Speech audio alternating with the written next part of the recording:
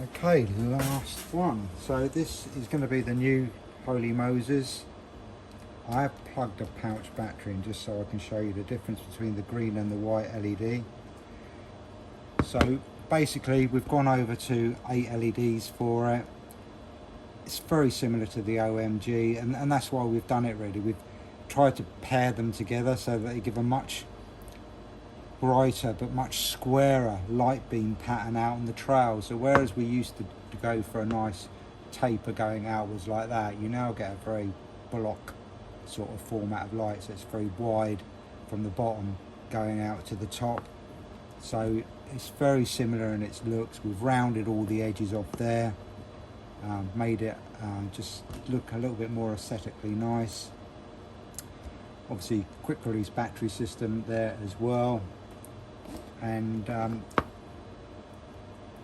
so that is it on the white LED there on full power. Now this is the new green LED. Let me just turn that off, because when you merge the two you do lose the effect of the green a little bit.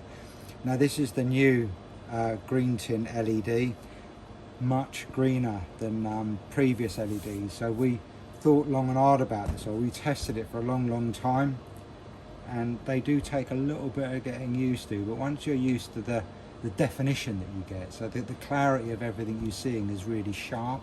And whereas on the white LEDs, although you get that brightness, it can be quite a harsh light and quite a flattening sort of light. So whereas the green is much more, you get to see a lot more. It is my preferred choice, but you know, then as individuals, you know, I'm not going to tell people, you know, how to ride the bikes. And anyway, so let's just shut up and turn it on. So there you see that. So that's low power green, and that's the high power green. And then if I just go there, you see the difference in contrast there. So again, you and you can actually see on the vents that very hot spot of white there, a very sort of in a very tight hitting ball fashion. And then when you look at the green, much softer.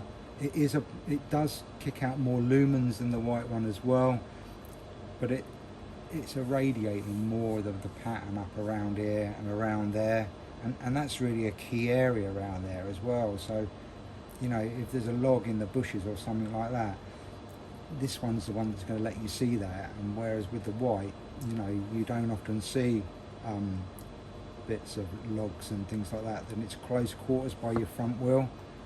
So that is the new Holy Moses. So basically we've rounded it off, made it look a lot more sort of aesthetically pleasing, and designed it to go with the mainly to go with the OMG because of the balancing of the LEDs and the power output that they put out. That's about it, I think, really. Not much more to say. It's a good little reliable light, and really pleased. So you just have a combination of whether you decide to go white and green. A lot of people ask me whether you can mix them. Well, with the older green tint, I would say that, you know, I didn't recommend mixing them, and that's purely because the brightness of the white LED filtered the green down. It sort of lessened its effect. So in my mind's eye, it was just like, well, you might as well have two white and keep the brightness and sacrifice that little bit of definition. So if you do want to mix the green and the white, what now happens is, because that's much greener, you kind of dilute it back to the old green tint. So the white dilutes the green a little bit, but it's nowhere near as much as what it used to be. So it is much more balanced now, and it probably works as a pretty good combination actually, with the green on your handlebar giving you the definition of what you're riding, you know, or being able to see, you know, close quarter stuff like the little logs that are in the bushes and things like that. The green picks it up. So the green on the handlebar I think is a really good idea. White on the crash helmet projecting over the top of that, and also it helps you separate your lights, so you know that that's the green one and you know that that's the helmet light. So it makes that much more easier to, just gives you a little bit of an edge that, you know, there's my green handlebar light. I'll move it, that's my handlebar, and then you can see the difference between the two. It makes a small difference. It's not going to change the world, but it's a little bit of difference, and you know, you could use that to your advantage, and maybe it'll help you. So that is the new Holy Moses. I think we're still going to run the old Holy Moses as well, for those of you that have been using that.